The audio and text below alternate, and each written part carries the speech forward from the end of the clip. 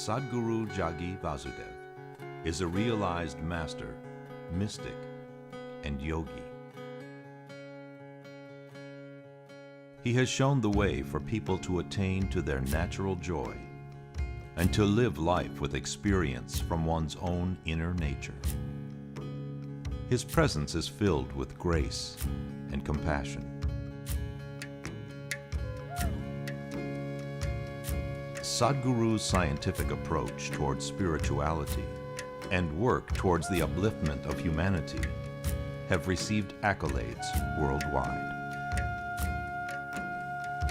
The words that come from him in intensity and utmost clarity, from his deep understanding and wisdom, can change the very core of the being. Belonging to no particular tradition, Sadhguru incorporates what is most valid for the modern person from the spiritual sciences. His work, an outpouring of his blissfulness, finds expression in the form of a ceaseless offering to help all beings. Available to all who are willing, Sadhguru's life is an invitation to the divine through individual transformation.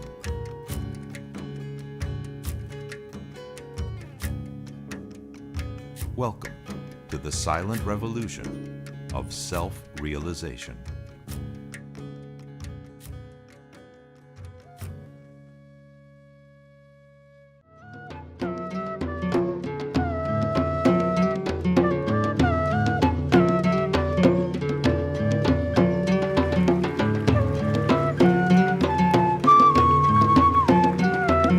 It is a great pleasure to have in our midst Sadhguru Jagi Vasudev Ji, who has emerged in the last few years as one of the foremost propounders of yoga and meditation in the country. I had the great pleasure of visiting the Isha Foundation near Coimbatore and the unique Dhyana Lingam that Sadhguru Ji has built there. It is really a one-of-a-kind temple anywhere in India.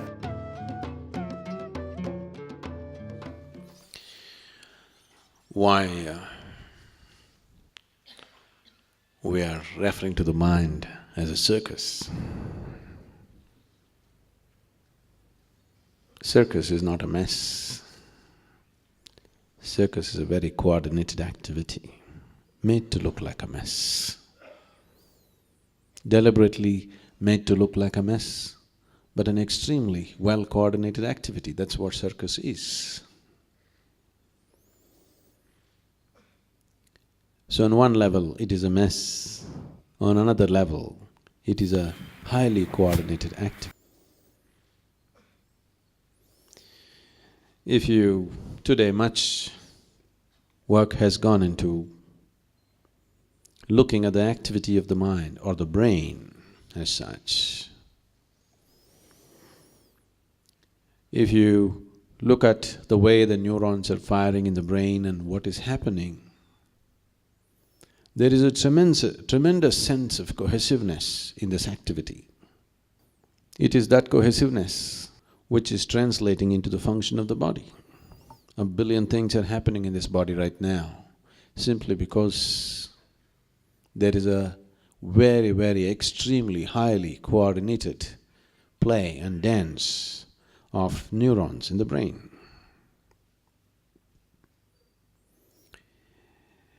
But mind as an experience for people, in most people's experience, unfortunately, it's become a mess. So it's a circus. Both the aspects of the circus are there. Even the clown in the circus is a gymnast, hugely coordinated, but he's made to look like a clown. So the outer expression may be that of a clown, but he's hugely talented and balanced in his activity. That is the experience of most people when it comes to their mental activity. So what is the possibility of this circus? How the circus can take you to great heights how this circus can also render you to the depths of hell within yourself. Both are possible. Both these possibilities are very much alive for every one of us right now.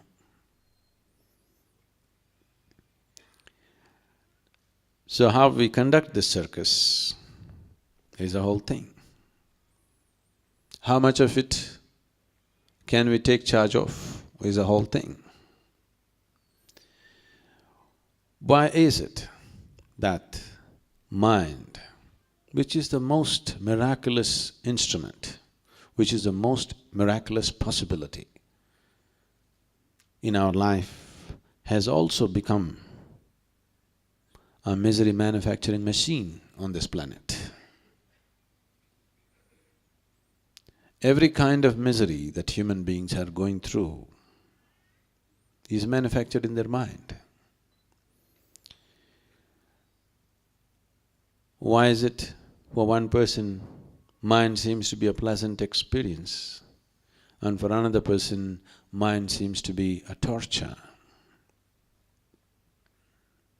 Unable to bear the mental torture, people have invented various kinds of deviations, various kinds of perversions on this planet just to somehow deal with the mess of the mind. And these perversions might have given them temporary relief, but after some time, it again multiplies the mess, it doesn't really take it away.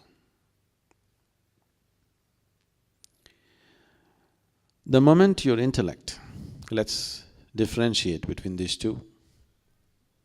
Intellect is like a scalpel which is constantly cutting through everything. Your ability to discriminate between one thing and the other is purely because of your intellect. You can make a distinction between me and this seat only because your intellect is functioning. You know that you must come through the door, not through the wall, only because your intellect is functioning. Without the activity of the intellect, you cannot discriminate. So the basic process of discrimination, setting things apart, is happening because of the intellect. So this is like a scalpel which is cutting everything to give you some sense of perception. If a knife has to cut through anything effortlessly and well, it's extremely important that whatever that it cuts through does not stick to it. You cut a cake today, somebody said it's their birthday today, happy birthday to her. You cut a cake today, tomorrow you cut bread, day after tomorrow you cut something else. If all of it, the residue of it goes on sticking to this knife, after some time, this knife becomes a useless knife. Whatever you cut, I think some of you in your kitchens you must have experienced the ladies, you cut onions with this knife. After that you go and cut mangoes, you go and cut apples, everything tastes like onion. Isn't it so? Because the residue of what you cut through, once it sticks to the knife, now that knife in many ways becomes more of a nuisance than of help. Or in other words, once your intellect gets identified with something or the other, after that, your intellect gets chained with identifications. Once this happens, you have a completely distorted experience of the mind. Your mind, that which should have been a ladder to the divine, unfortunately has become a stairway to hell. Simply because it is so identified with so many things. People keep telling me this, Sadhguru, for you, the biggest thing in your life just happened unasked. Maybe you're chosen. How will it happen to us? It is not a question of anybody's choosing anything for you. It is just that if you keep your intellect unidentified with anything, starting from your body, if you do not even identify yourself with a body, that if you do not look at yourself not even as a man or a woman, your family, your qualifications, your society, your caste, creed, community, nation, whatever, a million other identifications that you take on in your life, if you do not identify your intellect or if you do not encumber your intellect with any of these identifications, every human being will naturally lead himself on to his ultimate nature. There is no other way. When we started the home school, the first questions that came up is this going to be a spiritual school? Are you going to teach them spirituality? I said, that's one thing we won't do. So if children are brought up without any sense of identity, you will see every human being will naturally lead himself towards his enlightenment. So the circus of the mind, if you have to experience it as a miraculous, coordinated activity rather than as a mess, the most important and crucial thing is your intellect is not identified. Because once it's identified, your perception is so distorted, and this distortion permeates into every aspect of your life. You definitely have heard of Akbar and Birbal. When Akbar was an infant,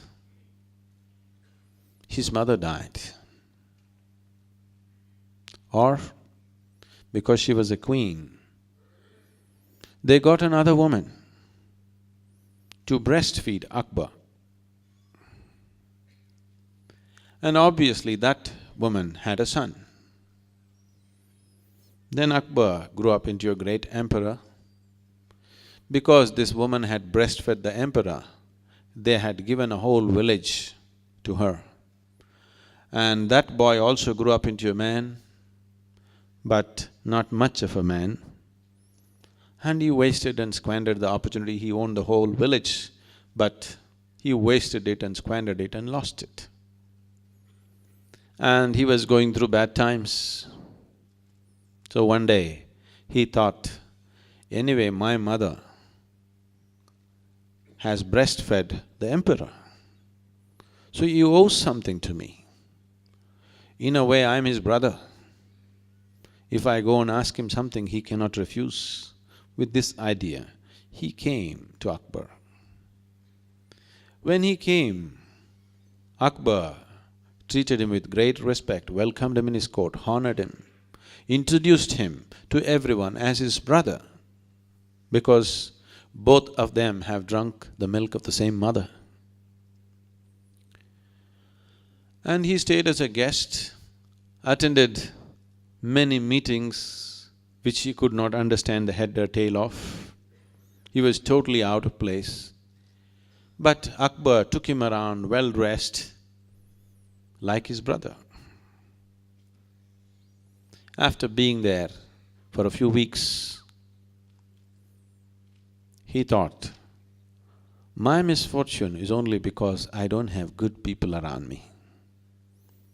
See, Akbar has such wonderful people. Above all, he has Birbal. That's why he's doing so well. If only I also had someone like Birbal around me, I would also become a great man. He expressed this to Akbar. He said, you have Birbal and you have become so great. If I could also have someone like Birbal, you have so many people, you can give Birbal to me. Now, this boy is a few days older to Akbar, and Akbar treated him as an elder brother. When his elder brother requests, give something to me, I'm in bad times, he could not refuse. So Akbar said, you can take Birbal. When Birbal came that evening, Akbar announced in the court, Birbal is leaving with my brother, my elder brother, tomorrow morning. Birbal looked at this situation that he has to go with this fool to the village And Birbal immediately said, "Oh, Your Majesty, your elder brother definitely needs wise company, but I have a better idea. I can send my elder brother with him." "Is that okay?" they asked.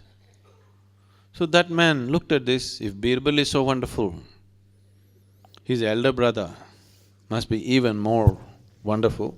He said, "That's fine with me, I'll take Birbal's elder brother. He must be even better." So Akbar also was relieved because though he wanted to be generous to his brother, he did not want to lose Birbal. He was also relieved. So next day morning, in the court, grand send-off is being organized. Birbal came into the court with a bull on the tow. Akbar said, "What is this?" Birbal said, "This is my brother. We drank the milk of the same mother."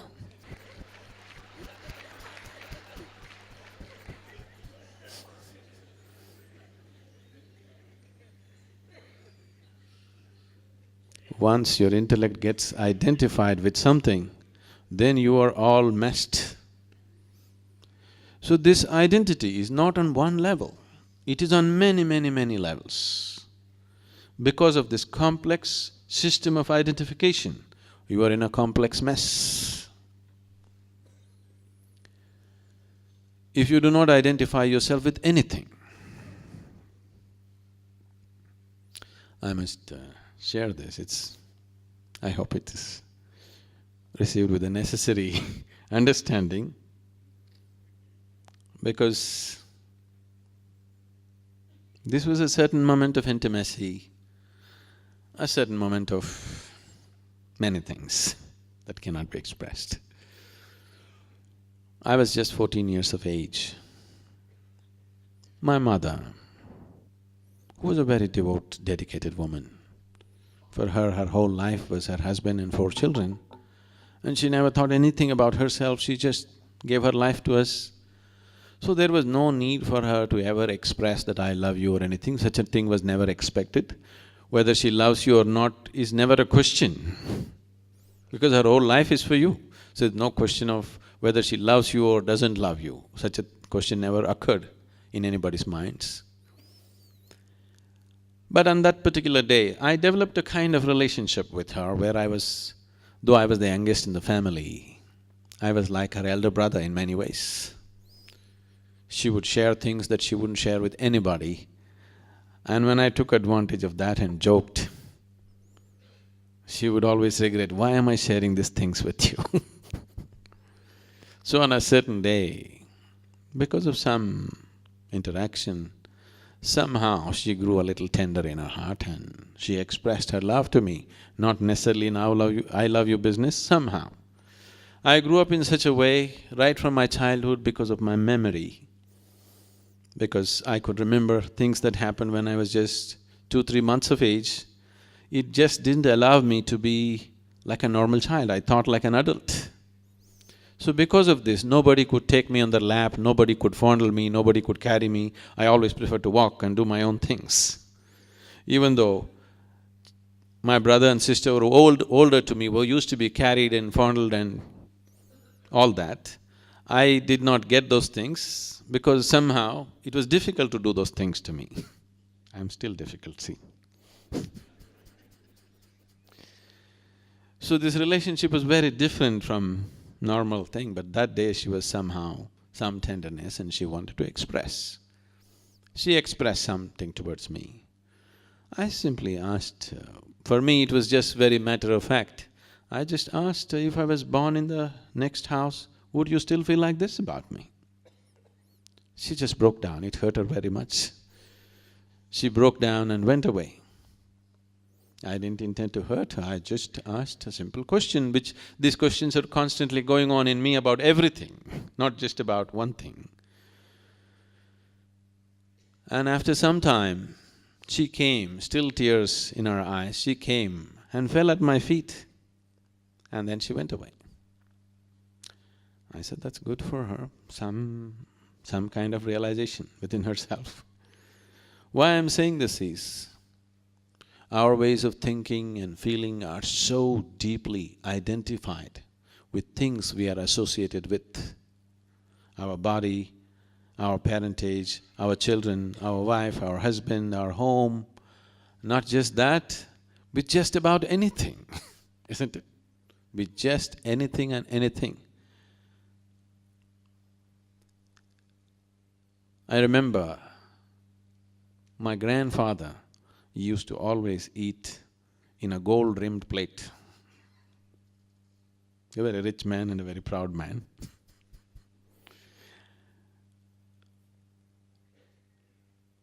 If at any time for some reason, even when he travels, another traveling gold plate has to travel with him, suppose that plate is not there, he just won't eat. He cannot eat. The same damn food. What is the problem? Whether you eat in a gold plate or a steel plate, okay, you want to do things in style, it's okay. But the identification with something as simple as that is so deep that if he eats on another plate, he will become sick, his stomach will be disturbed. Your identifications are so very deep with big things and small things. Once you're identified like this, your mind is a mess of a circus. It will never raise to any great peak or pitch, it will be just a mess. Once you're very deeply identified, it is better not to insult the circus by calling your mind a circus. It's more a mental diarrhea. Non-stop, it is just going on endlessly. This cannot be stopped with a pill. People have tried the drink, the drug, all kinds of things, but it cannot be stopped that way. Only when you get disidentified, when you're able to be involved but not entangled, only then this is possible. Right now, because somewhere people realized that this identification is causing so much trouble, immediately they started giving you an antidote: detachment. The moment you detach yourself, your ability to experience life also is gone, because life can only be experienced with involvement. Where there is no involvement, there is no life. Is that so? Is that so? Don't sit there with such detachment. Involvement I'm talking about. Life cannot be experienced unless there is involvement. The deeper the involvement, the deeper the experience of life. However small the event may be, however small a piece of life may be, if you are deeply involved, it's a very great experience for you. Nothing dramatic or spectacular need to happen in your life. If you're deeply, deeply involved with the simplest aspect of your life, you will see every aspect of your life is spectacular.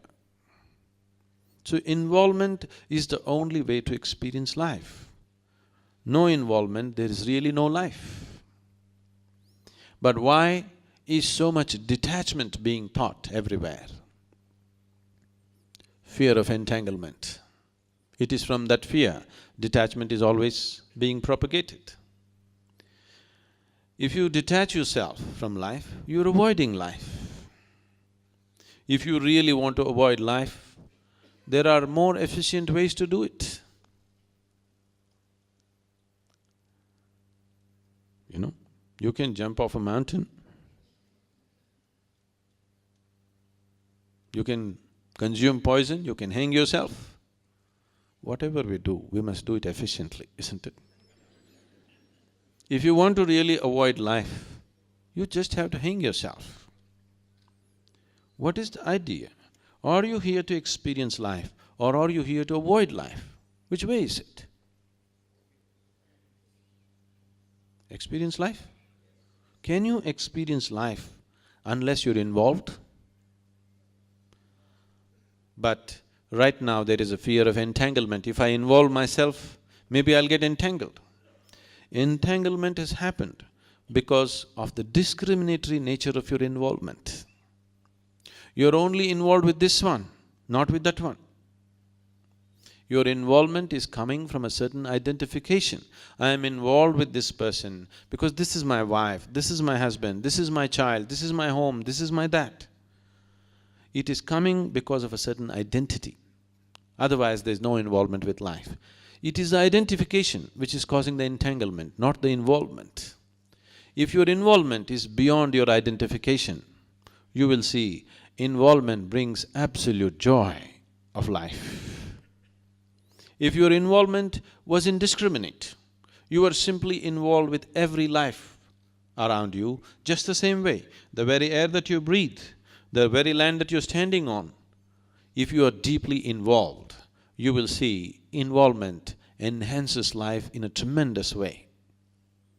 If life is not enhanced within you, all the higher possibilities of life also will never happen to you.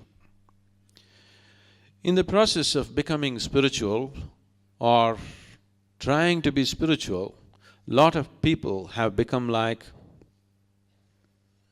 goats. I don't want to insult goats.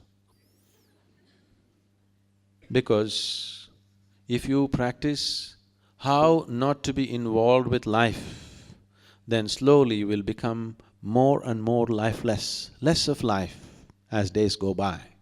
Too much of mind, very little of life. As life recedes in you, you will see nothing fantastic can ever happen. Only if life is exuberantly happening within you, it can carry you to higher possibilities. So mind is not a cap on life. Mind is a way to liberate life. Just now also, everywhere you go, you must control the mind. Your mind need not be controlled. Your mind needs to be liberated. But unfortunately, we are always thinking of controlling the mind. People are talking about, I want to become no mind. It's a very misunderstood concept. It took millions of years to evolve this mind. Why do you want to become no mind now? Simply because you are not able to handle the torture of your mind. If your mind was ecstasy, would you want to become no mind? If your mind was the means to your blissfulness, would you want to become no mind? Only because it's become a mess, you want to become no mind, isn't it? Only because you're seeing it as a barrier, not as a stepping stone, you want to become a no mind. Mind is not a barrier. Mind is a tremendous possibility. It is because without addressing and understanding the fundamental nature of the mind, we are trying to go about handling it, this problem has happened.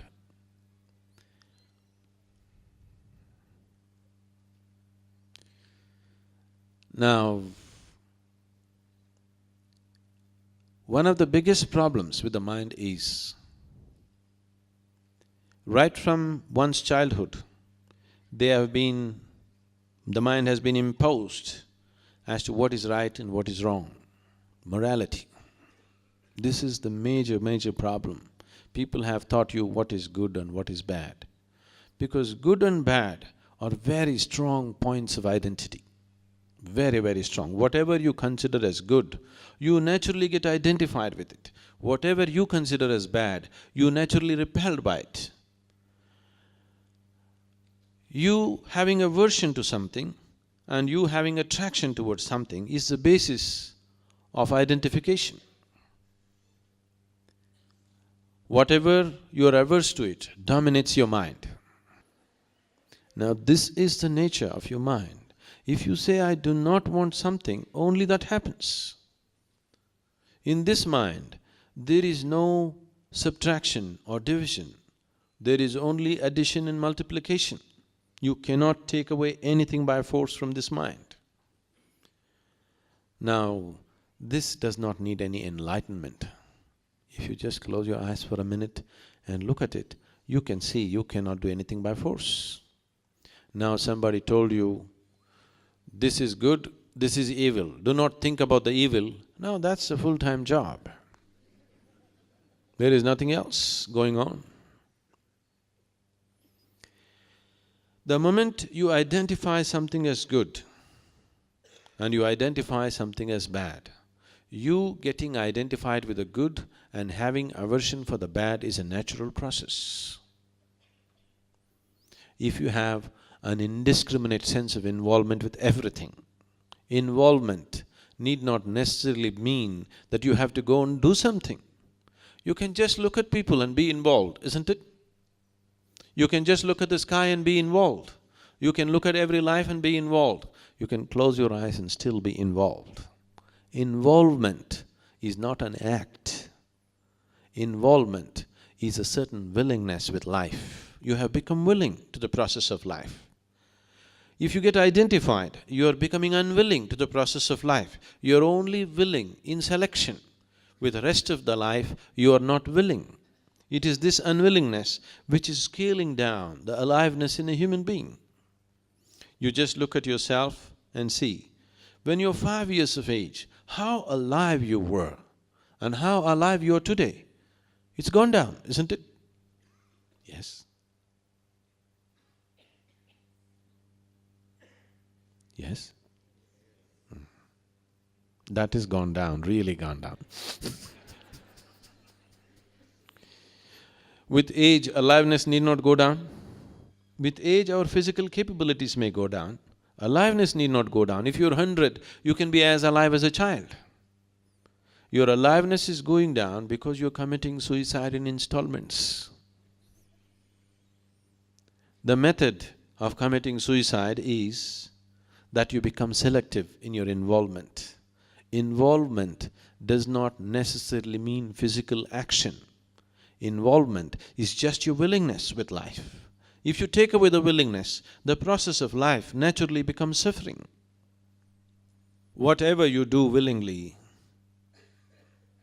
that's your heaven. Whatever you do unwillingly, that's your hell. What is a great love affair? If it happens to you, when you're unwilling, that becomes your rape, isn't it? What is considered so beautiful can become so horrible, simply because the difference is just willingness and unwillingness. So, whether your mind is a misery or your mind is a miracle, simply depends on this. Are you allowing life to happen to you absolutely willingly or unwillingly? Is your life a love affair? Or is life just raping you? That's a question. If you're being raped by life, then mind is a misery. If your life has become a love affair, life is blissfulness. Mind is blissfulness too. So it is because of selective involvement, it is because of a certain identification with something or the other that you become selectively involved. When the other things that you're not identified with happen to you, you feel raped by life. Naturally there is misery, there is no other way to be. So if this circus of the mind has to become a symphony, if it has to raise to its crescendo, one of the foremost things is, suppose in the circus you have seen the trapeze artists.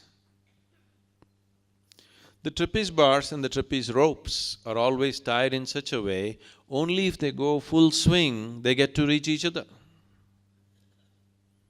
If they're little unwilling or any one of them is unwilling, circus will collapse, isn't it? They must go all out, all out, all out. Otherwise, it cannot happen in a beautiful way. That is so with you. Are you going all out with life? If you're going all out, that itself will settle the mind. You are going with indiscriminate involvement with life, with everything, absolutely involved. With what passion you look at your lover or your child, with the same passion You look at the sky, with the same passion you look at the tree, with the same passion you look at the earth, with the same passion you look at anything. If you have the same passion and involvement with every aspect of your life, mind is not a misery, it is a beautiful circus. Circus is a symphony of actions, isn't it? Tremendously coordinated, but it can become an absolute mess if that coordination is lost, if the trapeze artists are not willing to swing all the way. They want to be safe, so they will go only half the way. Now there is no circus, it's finished. So we did not say circus is a negative thing. Circus is a hugely coordinated symphony of actions. And that is how the brain is functioning. The accumulated mass of information, which generally we refer to as the mind and its activity, is all coming from that accumulated information. This information has a basis beyond your birth. We will not go into that, let's talk about that which is in your experience. From the moment you are born to this moment, everything that you have seen, everything that you have heard, everything that you have smelt, everything that you tasted and everything that you touched, everything that you perceived through these five sense organs is recorded in your mind. Whether you recorded this, whether it happened in wakefulness or sleep, it is still recorded. This can be very easily done to you. You are fast asleep and I will say something to you. If we can do certain processes, you will see what you heard in sleep is still there, you can very easily repeat it. In hypnotized conditions, these things have been done as experiments, but in yogic systems we have always been aware of it. In India, we have been aware of this, you have heard many stories about this. We always thought the best time to put in the best input into a human being is when he is in the mother's womb. So elaborate care was taken about how a pregnant woman should be, in what kind of atmosphere she should be, under what kind of influence she should come, what kind of influence she should not come. She was not even allowed to meet certain people. Only those people who are most loving and wise and intelligent were allowed to meet her. Any kind of negative emotions, any kind of negative situations, she was not exposed to, because that is a time you can teach the child is in deep sleep, just forming. Because there is such a sense of deep sleep, it's very easy to teach. Now when you're awake, there are any number of distractions. You're listening to me, but you're aware of the body. You're scratching your body, you're looking around, you're doing this, you're doing that. When you're in sleep, all these things are absent. Your absorption is absolute. So everything that you have heard, seen, smelt, tasted and touched, wakefulness or sleep, is recorded. This information is there. Now, how harmoniously we use this information is the effectiveness of the mind, or how much of a mess this information has become is the ineffectiveness or the mess of the mind. To organize this, people have done various things. All kinds of methods and exercises are being brought about in the world. Yes, there are many ways to make minor corrections and make yourself little more effective than before. But if you really want to unleash the mind, not control the mind, if you truly want to unleash the power of the mind, the fundamental thing is your intellect should not be identified with anything. Then your perception comes to such clarity, then mind naturally organizes itself. Nobody has to organize the mind. It is very well organized, naturally it is organized. Only because the perception is so distorted, its function and its outcome also is distorted.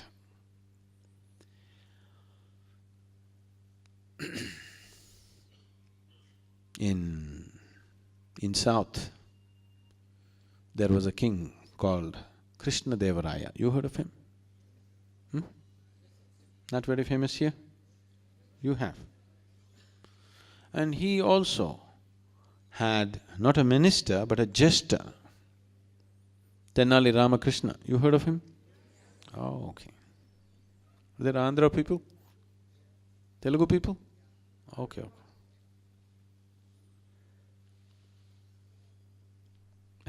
Tenali నుంచి వచ్చినారా? లేదు. Okay. Recently in United States I met a doctor whose second name is Tenali.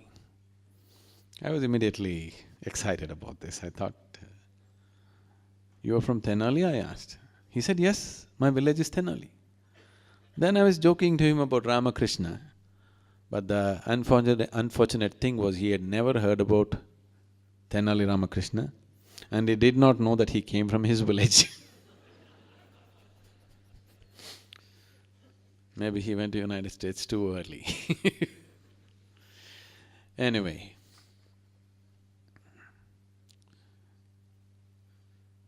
one day Krishna Dev Raya was having a haircut.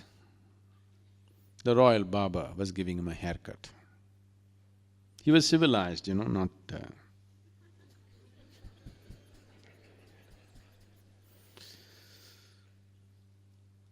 And a crow came and sat there and started doing its usual kaka. The barber stopped the haircut with arresting attention, just started listening to the crow.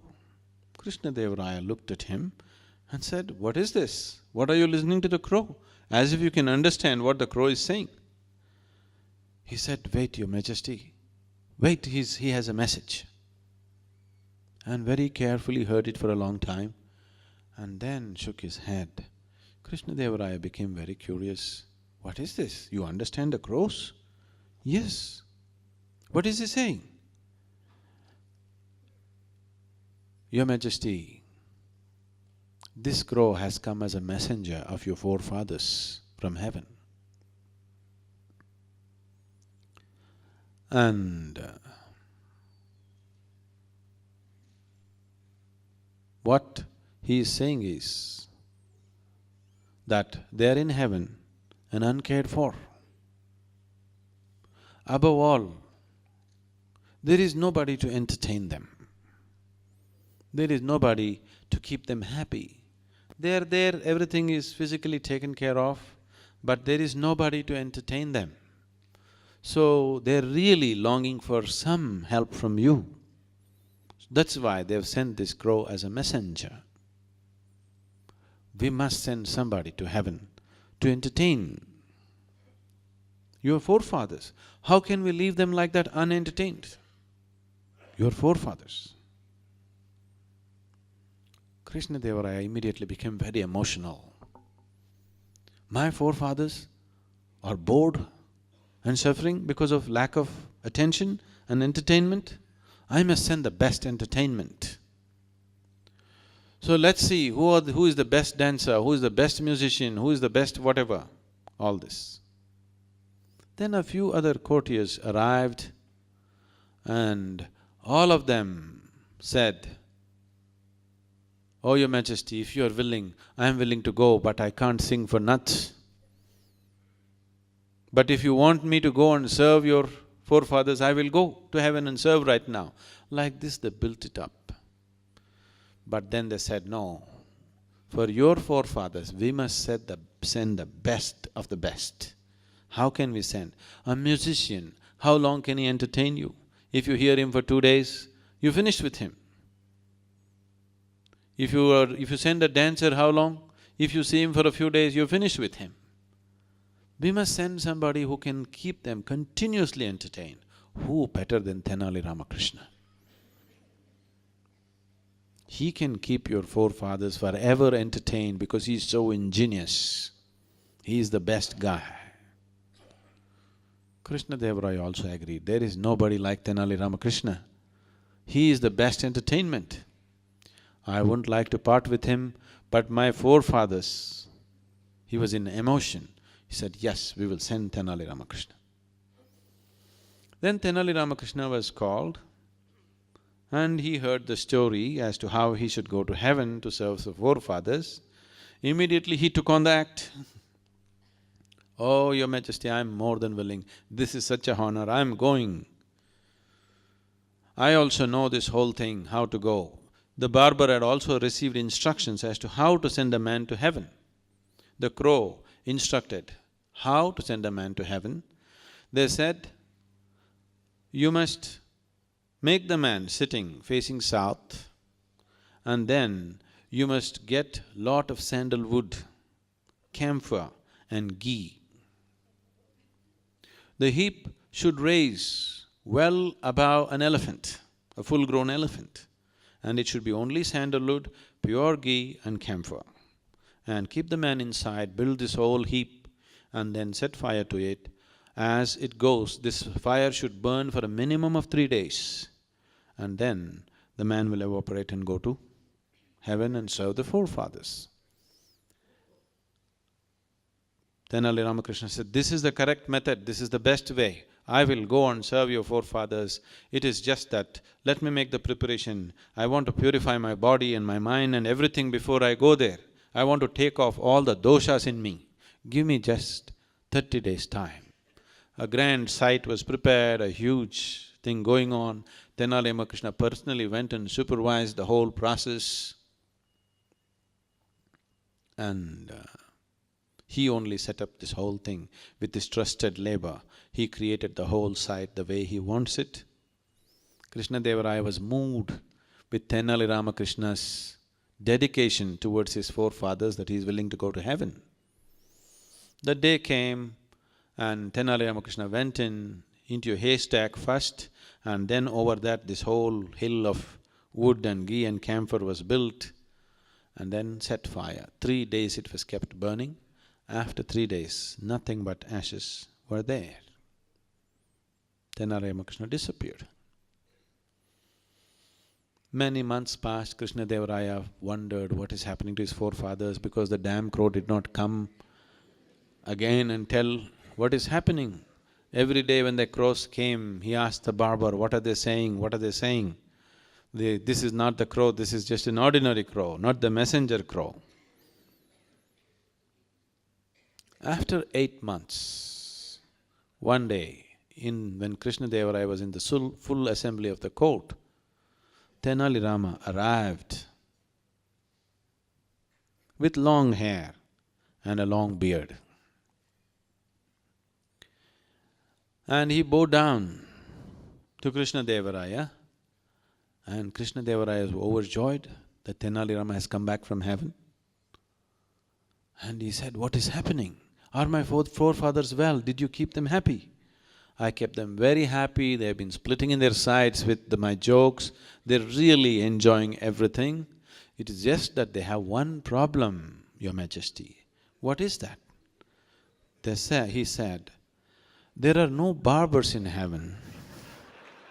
Look at me. Even I couldn't have a shave. And your forefathers, for so many years, they're tripping on their own beards. It's become really difficult that they're carrying long beards around their neck, and they're really having a problem. They need a good barber. We must send the best barber." Of course, the best one is the royal one. Krishnadevaraya immediately said, "I will send my personal barber." The barber quaked. Then he came and fell at Krishnadevaraya's feet and admitted, "I did this horrible thing."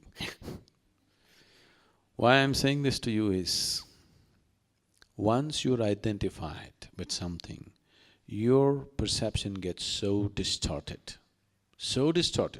From the day you are born, to increase your identity with your family, your parents have been campaigning, how you belong to them and what. To increase your loyalty to your community and caste and creed and religion, other people have been campaigning. To increase your loyalty and you're even willing to die for your country, some other people are campaigning. On different levels, people are constantly campaigning to ensure that you're deeply, deeply identified with something so that you will serve those purposes. Nobody wants you to be a liberated human being because they're afraid of freedom. They believe that if one is free, he may do irresponsible things. Only because one is not free, he does irresponsible things. If one is truly free, why will he do anything irresponsible? Why will he do anything harmful? He is not free in his mind, that is why he does desperate things, isn't it?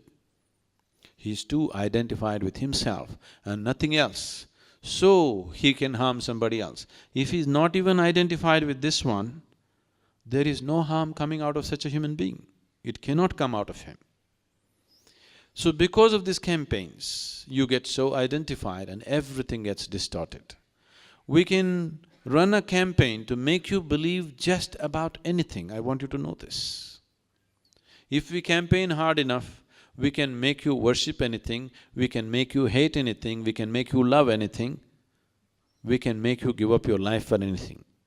It is just that we have to work on your identification. How strong is your identity? That is how much you go, isn't it? Once your intellect is identified, mind is no more a harmonious circus, it's a mess of a circus. The whole system of yoga, the technology of yoga, is only towards this. Right now, what we are offering as inner engineering is fundamentally just this. It's not a teaching, it is not a philosophy, it is not an ideology or a belief system or a religion. It is just a technology to create a distinction. If you go into these processes, what they're doing to you is just this. If you sit here, your physical body is here. What you call as your mind is out here. What is you is away from this. Once this little space between you and the activity of the mind, between you and the activity of the body arises within you, now mind is no more a mess. It is a great symphony, it is a tremendous possibility, it can take you to great heights. If this distinction is not there, it is this distinction which unfortunately got misinterpreted as non-attachment or detachment. Yes, you must detach yourself from your body experientially, not detaching yourself from family or people or whatever else from life around you. That's very easy. When they become inconvenient, you can detach yourself. Then a divorce is a detachment, isn't it? A divorce is not a detachment. Detachment means that you have disentangled yourself from the process that you call as body, from the process that you call as mind, because both these things are an accumulation from outside. This body, how did you gather this? Breakfast, lunch, dinner, breakfast, lunch, dinner, breakfast, lunch, dinner and snack. How did you accumulate the mind? All the impressions that you received through the five sense organs became the mind. So these two accumulations, if you have to gather so much accumulation, naturally there must be something more fundamental than that within you, or what you call as yourself, should be something little more than the accumulation that you gathered. So once this distinction arises within you, once you liberate your mind from being identified with anything, then mind is a miracle.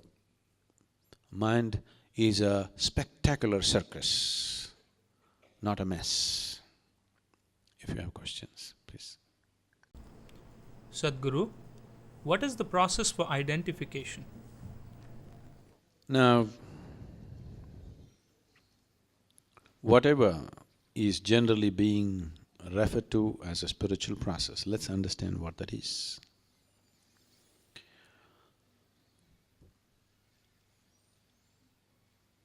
You telling your prayers may not be spiritual. Why I'm saying this is, 99% of the prayer on this planet is only about, dear God, give me this, give me that, save me, protect me. That is a survival process. It's just that you're routing your survival through heaven, that's all. So what you're referring to as spiritual is that in some way, the experience of your life has transcended the limitations of the physical. The body is physical, the mind is also physical. When I say the mind is physical, it is just like, you can very clearly see that this light bulb is physical. But the electricity behind the light is also physical. The light that it throws out is also physical. Similarly, not only your brain is physical, the mind is also physical, the thoughts that it generates also is physical. Whether you're thinking about the God or the devil, it is still physical.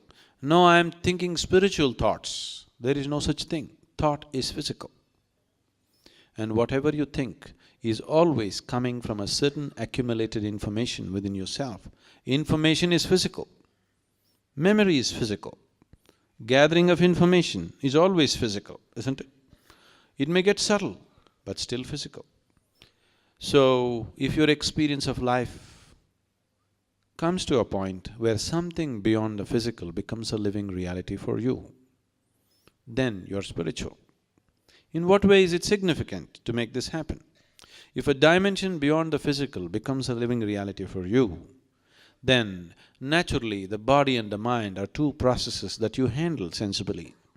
You will see, the moment this experience arises within you, the way your physical body reorganizes itself, its capability to reorganize itself is absolutely miraculous.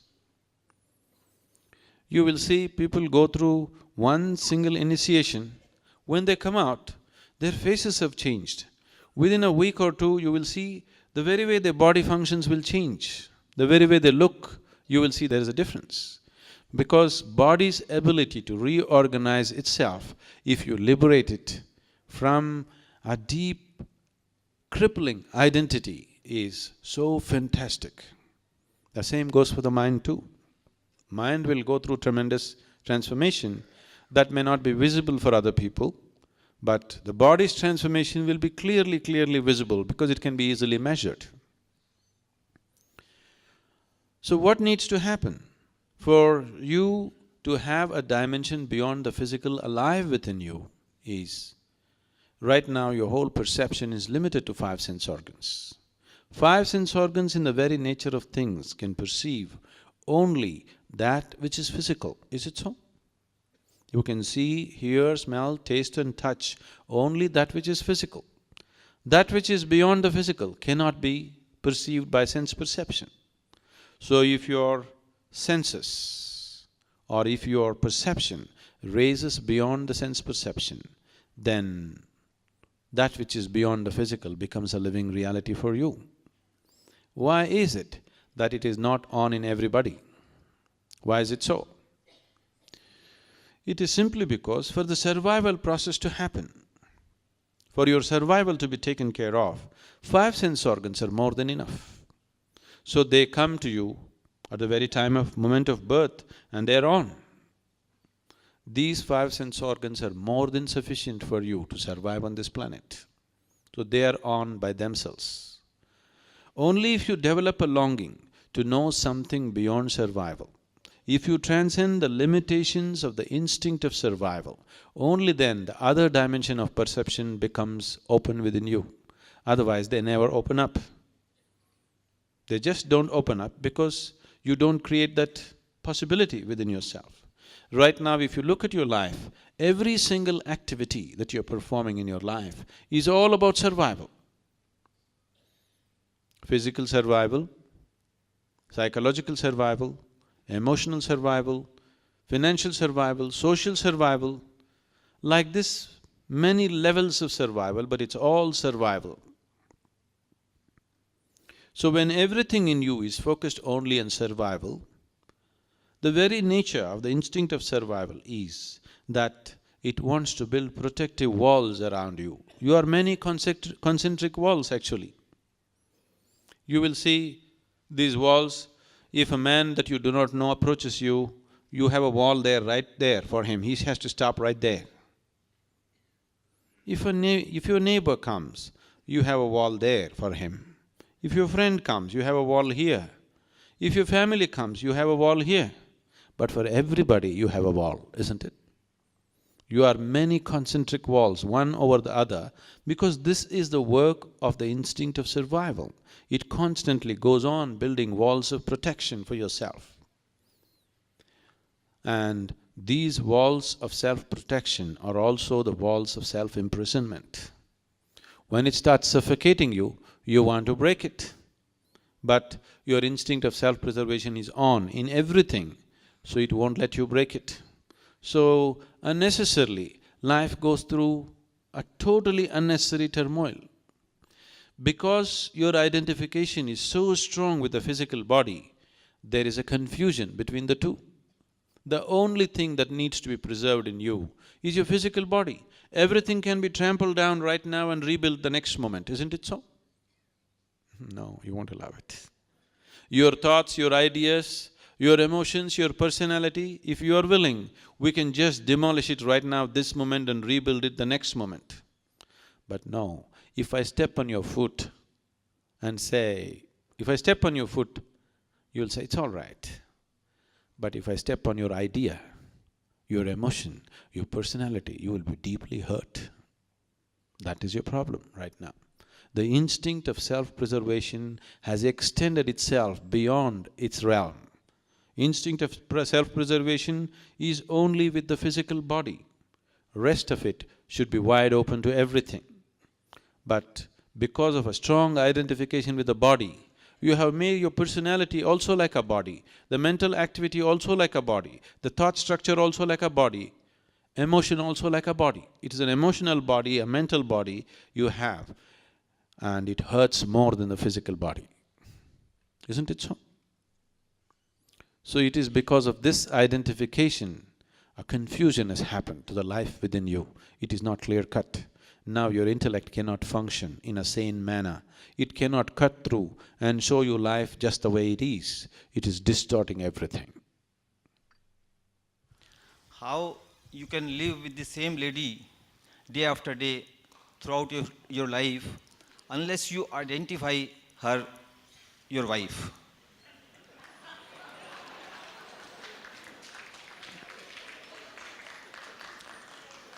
And my second question is… No, we'll handle one at a time.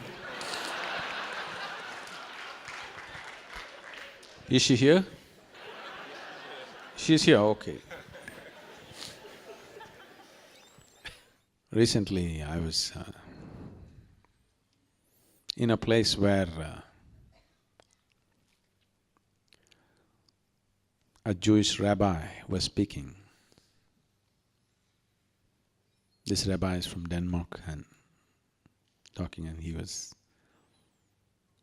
talking about some other rabbi, I don't remember the name, a very wise one who said this to someone.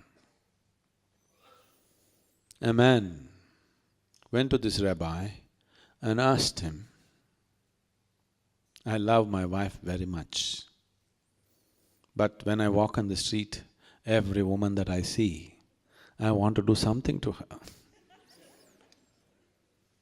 What shall I do? The wise rabbi looked at him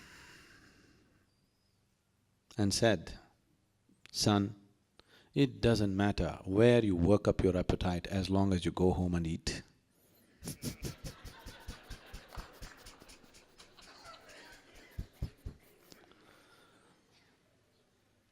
Now, if being with one person is happening only because you have identified them to be something to you, it is a stable structure, it makes a society, but it destroys life. If you're being with somebody because you value that person, you're being with somebody because you love that person, you're being with somebody because you have formed some kind of intimacy and connection with that person, now it's worth being. If you've not done any of this, but you are staying with somebody just because somebody is your wife or somebody is your husband, oh, it is definitely a torture to be with those people. Being with your wife is a horrible thing. If she is a woman that you love, it's a wonderful thing. You can't stand her, but she is your wife, that is a horrible thing. Lot of people have done this to themselves. So, being a husband or wife is a social thing. It is not an individual thing. Individual thing is two human beings have built a certain relationship that they value. That is what is the individual thing. Somebody is my wife is something that you only tell somebody. If you believe she is your wife and she has to be this, this and that, then it is just torture between two people. It is only socially you tell somebody, this is my wife. Between the two of you, she must be your lover, otherwise you should not live with her. Yes? Sadhguru, we are conditioned to 14 million frequencies and we see only thing which is within this space and time. Now polarity and identity are simultaneous things. You say get rid of all duality and we get rid of identity, which is physically not possible. And simply because we are conditioned to space and time. Have you ever gone beyond space and time and had the taste of eternal bliss?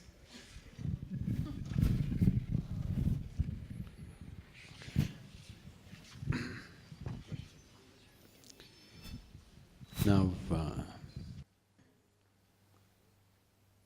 both space and time is a creation of your conscious mind. If you transcend the limitations of your conscious mind, there is no such thing as space and time. Modern physics is also working its way towards this direction. They're talking about 11 different dimensions in the same space. Yoga has always talked about 21 different dimensions in the same space.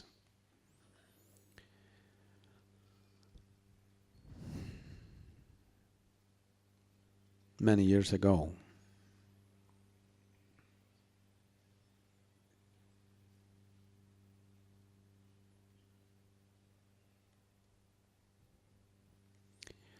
on a certain afternoon,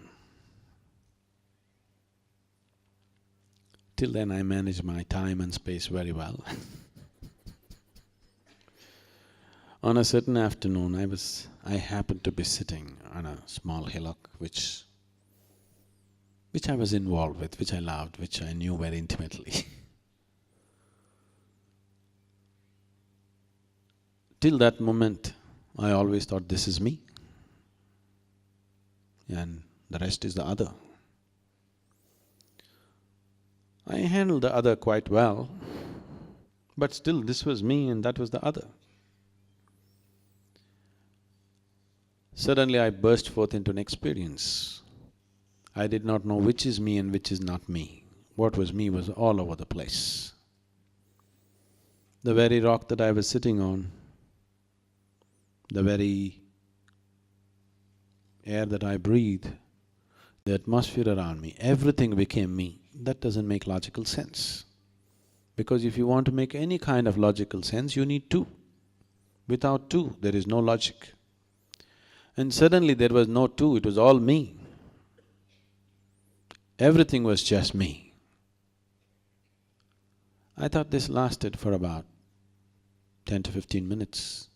But when I came back to my normal senses, about 4.5 hours had passed.